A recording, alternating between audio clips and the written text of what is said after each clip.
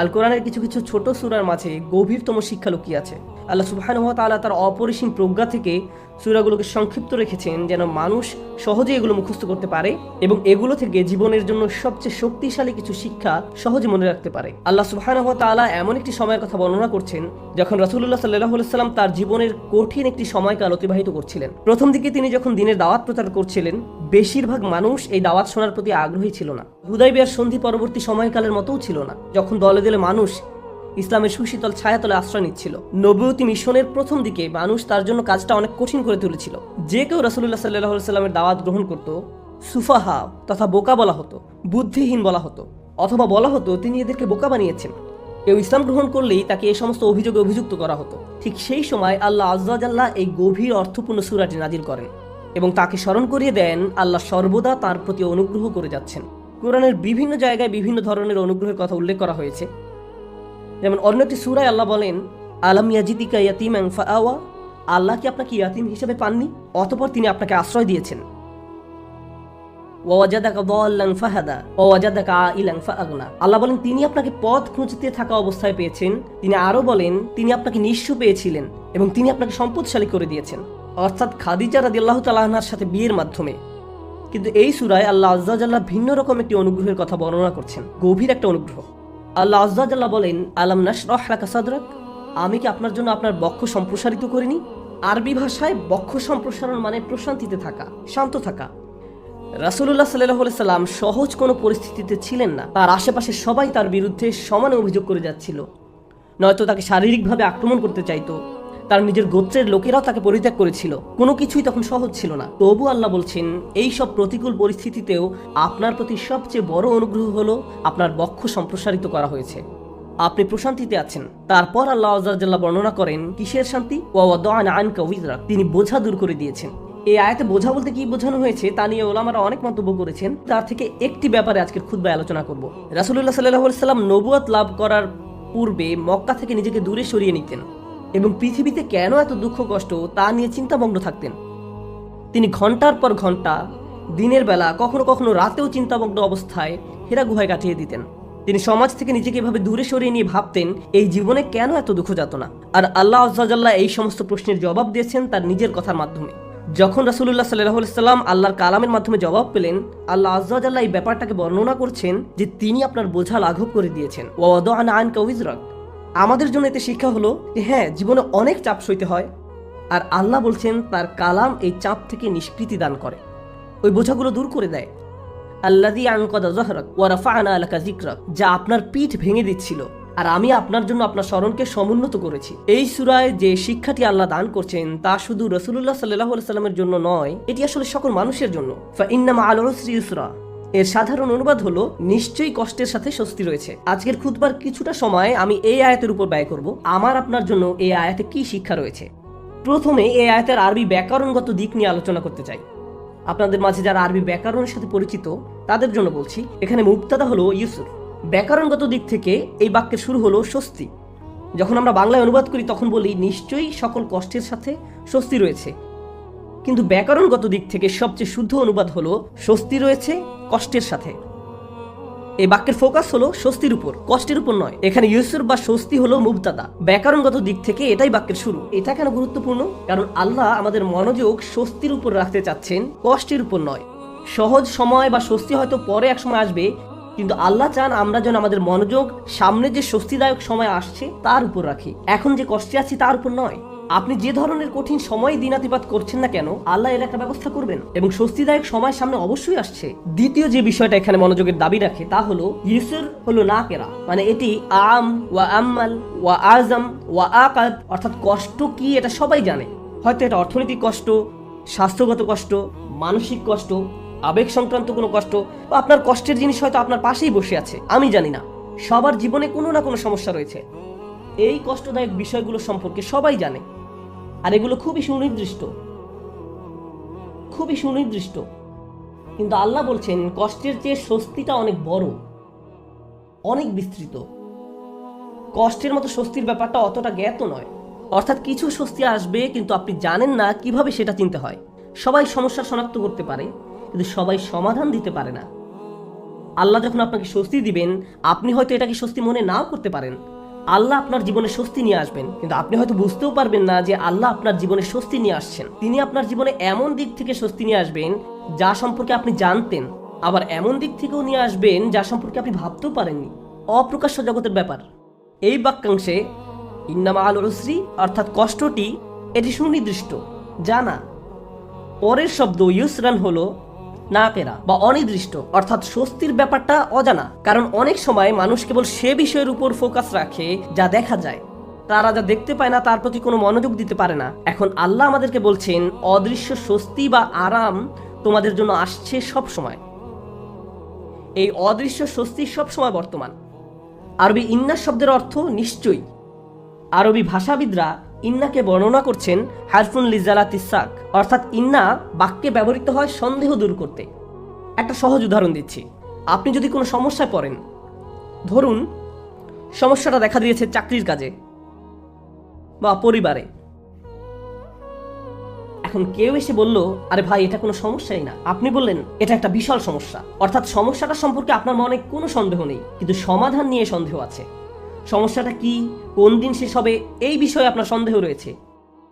সহজ সময় কোন দিন আসবে, কোনো সমাধান আসলেই কি আসবে, এই বিষয়ে আপনি সন্দিহান। সুতরাং সমস্যার ব্যাপারে মানুষ পুরোপুরি নিশ্চিত থাকে, কিন্তু সমাধান আসবে কিনা এই ব্যাপারে তারা সন্দেহপ্রবণ। সহজে আমরা আশাহীন হয়ে পড়ি। আমরা চিন্তা করতে থাকি, ভাই এটা সবসময় এমন খারাপই থাকবে, কোনো দিন এই পরিস্থিতি উন্নতি হবে না। আমরা এভাবে নিজেদেরকে বলি। তো আমরা নেগেটিভের ব্যাপারে অনেক বেশি নিশ্চিত থাকি, কিন্তু পজিটিভের ব্যাপারে নিজের মনে কোনো নিশ্চয়তা থাকে না। ইন্না যে শব্দটি সন্দেহ দূর করে তা ব্যবহার করে আমাদের জানাচ্ছেন কোনো সন্দেহ নেই, স্বস্তি রয়েছে কষ্টের সাথে। স্বস্তির সাথে ব্যবহার করলেন, তিনি স্বস্তির উপর জোর দিলেন। যেন একজন মুমিন যখন এই আয়াত তেলাওয়াত করবে, সে মনে করবে আমার কষ্টের ব্যাপারে সন্দেহ থাকতে পারে, আমি সমস্যাটাকে যত বড় মনে করছি এটা আসলে ততটা বড় সমস্যা নয়, কিন্তু আল্লাহ যে স্বাচ্ছন্দ্য নিয়ে আসছেন সেটা অনেক বড় এবং নিঃসন্দেহে তা আসছে। এটা আমাদেরকে মন্দের ব্যাপারে সন্দেহ প্রবণ করে তোলে। মাঝে মাঝে কোনো কিছু হয়তো অনেক খারাপ মনে হতে পারে আমাদের মাথায়, আমাদের চিন্তায়, আমাদের অনুভূতিতে, কিন্তু বাস্তবে তা এত খারাপ নয়। কিছু মানুষ কোনো একটা সমস্যাকে তার চিন্তায় বড় থেকে বড় আরো বড় করে তোলে, শেষে সেটা নিয়ন্ত্রণ হারিয়ে ফেলে। মাঝে মাঝে আশেপাশের মানুষের সাথে যদি সমস্যাটা নিয়ে কথা বলেন, তারা এটাকে ছোট করে দেখার পরিবর্তে আরো বড় করে তোলে, আরো বড় করে তোলে। তখন সমস্যাটাকে তার আসল অবস্থার চেয়েও অনেক বিশাল মনে হয়।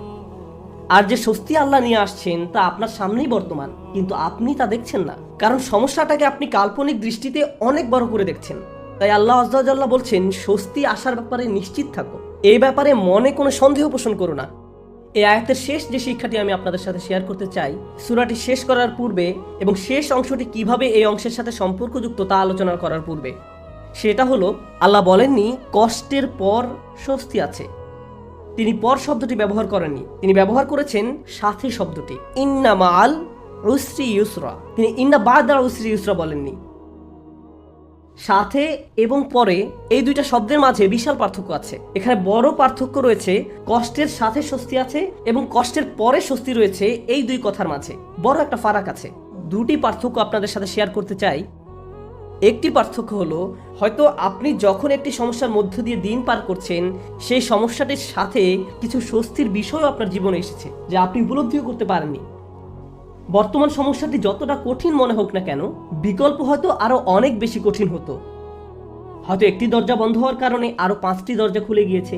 আপনি হয়তো ব্যাপারটি দেখতে পাননি, কিন্তু আল্লাহ আযজা ওয়া জাল্লার ডিজাইনে একটি সমস্যা হয়তো 20টি সমাধানের পথ উন্মুক্ত করে দেয়, আরো অগণিত সমাধানের পথ খুলে দেয়। এজন্য ওই স্বস্তিদায়ক বিষয়গুলো আসার জন্য এই সমস্যাটি ঘটার দরকার ছিল। এটি আল্লাহর বিজ্ঞ ডিজাইনের অংশ। আমরা হয়তো তা শনাক্ত করতে পারি না। অন্য কথায়, হ্যাঁ, আমার মন বলছে আমি সমস্যার মধ্যে দিয়ে যাচ্ছি, কিন্তু এই সমস্যার মধ্য দিয়ে আল্লাহ আমার জীবনের স্বস্তি নিয়ে আসছেন নিশ্চিতভাবেই। শুধু আমাকে সেটা খুঁজে পেতে হবে। সমস্যা আমি দেখতে পাচ্ছি, কিন্তু সমাধান কোথায় সেটা আমাকে খুঁজে বের করতে হবে। জীবনে আমরা যত ভয়ানক অভিজ্ঞতার মধ্য দিয়ে যাই, তখন আমরা এভাবে প্রশ্ন করি যে আমাকে কেন এই বিপদে ফেলা হলো, কেন আমার সাথে এমন হচ্ছে, আমি কি এমন অন্যায় করেছি, এর থেকে ভালো কি আসবে।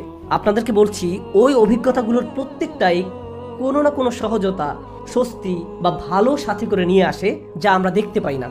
কিন্তু আল্লাহ বলছেন ওই স্বস্তির সাথেই আছে তোমাকে এর জন্য অপেক্ষা করতে হবে না। এটা একই সময়ে কষ্টের সাথে সহাবস্থান করে, কষ্টের সঙ্গেই এই স্বস্তির অবস্থান। ইন্না মাআল উসরি ইউসরা। এছাড়াও যখন সাথে শব্দটি ব্যবহার করা হয়, আল্লাহ বলছেন যে স্বস্তিকে কষ্টের সাথে রাখা হয়েছে, স্বস্তিকে কষ্টের সাথে রাখা হয়েছে। যেভাবে তিনি রাতকে দিনের সাথে রেখেছেন, তিনি যেভাবে মেঘমালাকে বৃষ্টির সাথে রেখেছেন, অনেক জিনিস আছে যেগুলো তিনি একত্রে রেখেছেন। এই জীবনে আল্লাহ যা করার সিদ্ধান্ত নিলেন, আমি আর আপনি যদি স্বস্তি পেতে চাই, তিনি ব্যাপারটাকে এমনভাবে ডিজাইন করলেন, কষ্টের মধ্য দিয়ে গেলেই কেবল কষ্টের সাথে স্বস্তি আসবে। এভাবেই তিনি জীবনের সবকিছু ডিজাইন করেছেন। আপনাদের অনেকেই ছাত্র, আপনাকে প্রথমে পড়ালেখার কষ্টের মধ্য দিয়ে যেতে হবে, তারপর আপনি গ্র্যাজুয়েট হওয়ার স্বস্তি লাভ করবেন, পরবর্তী ক্লাসে উত্তীর্ণ হওয়ার স্বস্তি লাভ করবেন। আপনার চাকরির জায়গায় কঠিন পরিশ্রম করতে হবে বোনাসের স্বস্তি লাভ করার পূর্বে, প্রমোশন লাভ করার পূর্বে। কষ্ট ছাড়া এসব ঘটে না। আপনাকে আগে খাদ্যাভ্যাস ঠিক করতে হবে, স্বাস্থ্যকর খাবার খেতে হবে ভালো স্বাস্থ্য লাভ করার পূর্বে। কোনো রোগীকে হয়তো আগে অপারেশনের কষ্টের মধ্যে দিয়ে যেতে হবে সুস্থ হওয়ার আনন্দ উপভোগ করার পূর্বে। এভাবেই আল্লাহ জীবনকে তৈরি করেছেন। আপনাকে কষ্টকর অভিজ্ঞতার ভেতর দিয়ে যেতে হবে যদি স্বস্তি লাভ করতে চান। এটাই আল্লাহ ডিজাইন। ব্যাপারটা এমনই। আপনি এই কথা শোনার পর হয়তো ভাবতে পারেন, আমি তো এখন কঠিন সময় আছি, তার মানে সামনে সহজ সময় আসছে, আর এজন্য আমি এখন বিশ্রাম করব আর সহজ সময় আসার অপেক্ষা করব। না, আল্লাহ আমাদেরকে গভীর একটি বিষয় সম্পর্কে জানাচ্ছেন। আপনাকে কঠিন সময়ে কঠোর পরিশ্রম করে যেতে হবে।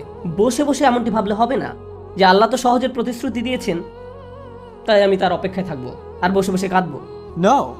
এই জন্য তিনি পরের আয়াতে আমাদের রাসূল সাল্লাল্লাহু আলাইহি সাল্লামকে বলছেন, ফাইদা ফারাগাতা ফানসাব। শক্তিশালী একটা বাক্য।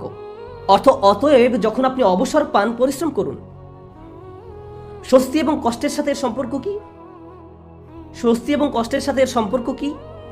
আল্লাহ চান না আমি আর আপনি যেন অলস হয়ে বসে থাকি। যখন আমরা কোনো কঠিন সময় থাকি, তখন আল্লাহ চান আমরা যেন প্রচুর পরিশ্রম করি। অন্য মানুষদের দেখবেন যখন তারা কোনো কঠিন সময় পতিত হয়, সবকিছু ছেড়ে দিয়ে একেবারে হতাশ হয়ে বসে থাকে। তারা নিরাশ হয়ে পড়ে, উদ্বিগ্ন হয়ে পড়ে, সবকিছু বাদ দিতে শুরু করে। কিন্তু বিশ্বাসীদের বেলায় যখন তুমি কঠিন কোনো পরিস্থিতিতে পড়ো, তখন তুমি অবসর পেলেই নিজেকে কঠোর পরিশ্রমে নিয়োজিত করো, নিজেকে কাজে লাগাও, উৎপাদনক্ষম বানাও। উলামারা এই আয়াত নিয়ে প্রচুর মন্তব্য করেছেন। যখন দাওয়ার কাজ থেকে অবসর পান, তখন নিজেকে ইবাদতের কঠোর পরিশ্রমে নিয়োজিত করুন। ইবাদত থেকে অবসর পাওয়ার পর দাওয়ার কাজে আত্মনিয়োগ করুন। রাসূলুল্লাহ সাল্লাল্লাহু আলাইহি সাল্লামকে বলা হচ্ছে, এক কাজ থেকে অবসর পাওয়ার পরে অন্য কাজে নিজেকে ব্যস্ত রাখুন। আমার আর আপনার জন্য প্রশ্ন হলো, কত সময় আমরা অপচয় করি এমনটা ভেবে যে জীবন কত দুর্বিষহ। অলস হয়ে বসে থাকি, কিছুই করি না, নিজের মনকে নেতিবাচক চিন্তায় ডুবিয়ে রাখি, সম্পূর্ণ অকার্যকর আর অকর্মণ্য হয়ে বসে থাকি। অথচ আল্লাহ বলছেন, তোমার হাতে অনেক বেশি অবসর সময় আছে আর তুমি এই সময়ে কোনো কাজেই লাগাচ্ছ না। যখন আপনি নিজেকে কোনো পরিশ্রমে নিয়োজিত না করেন, তার মানে আপনি কষ্টকে জেতার সুযোগ দিচ্ছেন। আয়াতটা শুরু হয়েছে ফা অক্ষর দিয়ে, ফা আস-সাবাবিয়া, অর্থাৎ অতএব। তুমি যেহেতু স্বস্তি কামনা করো, তাই তোমার নিজেকে পরিশ্রমে নিয়োজিত করতে হবে। এটা শেখার ফলে তোমার উচিত নিজেকে পরিশ্রমে নিয়োজিত করা। তাই আমার আর আপনার উচিত একটি অর্থপূর্ণ এবং প্রোডাক্টিভ জীবনযাপন করা। মাঝে মাঝে জীবনে অতিরিক্ত চাপের কারণে আমরা ভেঙে পড়ি। আমরা সহজেই একেবারে ভেঙে পড়ি, দুঃখ, হতাশায়, উদ্বেগ বা উৎকণ্ঠায়। এরকম হওয়া দোষের কিছু নয়, কিন্তু আমাদেরকে শিখতে হবে কিভাবে আল্লাহর কিতাবের মাধ্যমে এই কষ্টকর অভিজ্ঞতার সময় মানসিক শক্তি অর্জন করব। রাসূলুল্লাহ সাল্লাল্লাহু আলাইহি সাল্লাম যেসব কাজে নিজেকে ব্যস্ত রাখতেন তা ছিল দুই রকমের। এটা মনে রাখতে চেষ্টা করুন। দুই ধরনের কাজ আছে যা আপনাকে ব্যস্ত রাখতে পারে। আমি আপনাদের জন্য তৃতীয় আরেকটি যুক্ত করব। রাসূলুল্লাহ সাল্লাল্লাহু আলাইহি সাল্লাম হয় এমন কোনো কাজে নিজেকে ব্যস্ত রাখতেন যাতে আল্লাহকে খুশি করত, অথবা তিনি এমন কোনো কাজে ব্যস্ত থাকতেন যা আল্লাহর কোনো সৃষ্টির উপকার করত। তিনি হয় শুধু আল্লাহর জন্য কিছু করতেন, নামাজ পড়া, জিকির করা, এই কাজগুলো ছিল শুধু আল্লাহর জন্য, অথবা তিনি কাউকে সাহায্য করতেন, তিনি কাউকে পথ দেখাতেন, শিক্ষা দিতেন, এমনকি তিনি মানুষকে জীবিকা উপার্জনের জন্য সাহায্য করতেন। এভাবে তিনি অন্য মানুষদের সব ধরনের সাহায্য করতেন। এখন আপনি নিজেকে প্রশ্ন করুন, এই দুই ধরনের কাজের কোনটি আপনি করছেন? আমি কি এমন কিছু করছি যা আল্লাহকে খুশি করছে, বা আমি কি এমন কিছু করছি যা কারো জীবনে স্বস্তি নিয়ে আসছে? মূলত আল্লাহ অন্য একটি সূরায় রাসূলুল্লাহ সাল্লাল্লাহু আলাইহি সাল্লামকে এই কাজগুলো সম্পর্কে বলেছেন, ফাআম্মাল ইয়াতীমা ফালা তাকহার ওয়া আম্মাস সাইলা ফালা তানহার ওয়া আম্মা বিনিআমাতি রাব্বিকা ফাহাদ্দিস। সুতরাং আপনি এতিমদের প্রতি কঠোর হবেন না, আর ভিক্ষুককে আপনি ধমক দিবেন না। কিন্তু আপনি যখন অতিরিক্ত চিন্তা করতে থাকবেন নিজের সমস্যাগুলো কতটা খারাপ, জীবনটা কেমন দুর্বিষহ, কিভাবে সবকিছু তার গতিপথ হারিয়ে ফেলছে, কোনো কিছুই কোনোদিন ঠিক হবে না, তাহলে নিজের মাঝে আপনি অতিরিক্ত ডুবে আছেন, আপনি নিজেকে নিয়েই পড়ে আছেন। এভাবে নিজেকে নিয়ে পড়ে থাকলে আল্লাহর সাহায্য আসে না, এভাবে আল্লাহর সাহায্য আসে না। আল্লাহ বলেন ওয়া ইলা রব্বিকা ফারগাব, এবং আপনার পালনকর্তার প্রতি মনোনিবেশ করুন। আমি আর আপনি যে সমস্যাগুলোর মাঝে দিন পার করছি, আজ সেগুলোকে অনেক বেশি, অনেক বড় বলে মনে হয়। সমস্যা ছাড়া আর কিছু নিয়ে আমরা ভাবতে পারি না, কিন্তু একটু সামনে এগিয়ে চিন্তা করলে বুঝবেন আমরা সবাই একটা গন্তব্যের উদ্দেশ্যে ছুটছি, আর সেই গন্তব্যটি হলো আল্লাহর সাক্ষাৎ। ওয়া আন্না ইলা রব্বিকাল মুনতাহা। যদি এই ব্যাপারটা ভুলে যান যে আপনি একটি রেলগাড়ির ভিতরে আছেন, বুঝতে পারেন বা না পারেন আপনি আল্লাহর দিকে ছুটে চলছেন, আপনি কিন্তু নিশ্চলভাবে দাঁড়ানো অবস্থায় নেই। আপনার সমস্যাটি জীবন থামিয়ে দেয়নি, জীবন এখনো এগিয়ে চলছে। আমার আপনার আল্লাহর সাথে দেখা হবেই। আপনি যখন বুঝবেন আমি যাই করি না কেন এই ভ্রমণ থামানোর কোনো উপায় নেই, তখন আপনার পক্ষে নিজের গন্তব্যের প্রতি মনোনিবেশ করা অনেক সহজ হবে। এই মুহূর্তে আমি যে এলাকা অতিক্রম করছি, যে সমস্যাপূর্ণ এলাকা অতিক্রম করছি, একসময় এটা পার হয়ে যাবে, কারণ এটা আমার গন্তব্য নয়। আমার গন্তব্য হলো আল্লাহ আজ্জা ওয়া জাল্লা। এভাবে নিজের মাথায় একটা চিত্র তৈরি করুন। মনে করুন একটি পথ দিয়ে কোথাও যাচ্ছেন, আর পথিমধ্যে কোনো জায়গায় প্রচন্ড দুর্গন্ধ নাকে এসে লাগলো। যদি চলতে থাকেন, গন্ধটা একসময় চলে যাবে, এটা সব সময় আপনার সাথে থাকবে না। চলতে থাকলে একসময় ভালো একটা জায়গায় এসে উপনীত হবেন। আপনাকে হয়তো ভয়ঙ্কর কোনো অঞ্চলও অতিক্রম করতে হতে পারে, আপনি চলতে থাকলে ওই অঞ্চলও পার হয়ে যাবেন। জীবনটা এমনই, আমাদেরকেও এভাবে জীবনের সমস্যাগুলো অতিক্রম করে যেতে হবে। আর আল্লাহ আজ্জা ওয়া জাল্লা বলছেন আপনার আমার জীবনের প্রতিটি ভ্রমণেরই একটি উদ্দেশ্য আছে। আমাদের নিজেদের শুধু একটি প্রশ্ন করতে হবে, আমরা কি পরিশ্রম করছি? দিন শেষে আমরা কি করছি? তৃতীয় যে ব্যাপারটি নিয়ে আজ কথা বলবো, আগে আমি বলেছিলাম মহানবী সাল্লাল্লাহু আলাইহি সাল্লাম হয় আল্লাহর সন্তুষ্টির জন্য কিছু করতেন, নতুবা তার সৃষ্টির উপকারার্থে কিছু করতেন। আর আমাদের বেলায় দিনের অধিকাংশ সময় আমরা আত্মসেবায় ব্যয় করি। অবশ্যই আমাদের বিভিন্ন জিনিসের প্রয়োজন রয়েছে, আমাদের খাবারের দরকার, পোশাক পরিচ্ছদ প্রয়োজন, চাকরি বাকরি করতে হবে, কিন্তু অবসর সময় আমি কি করি?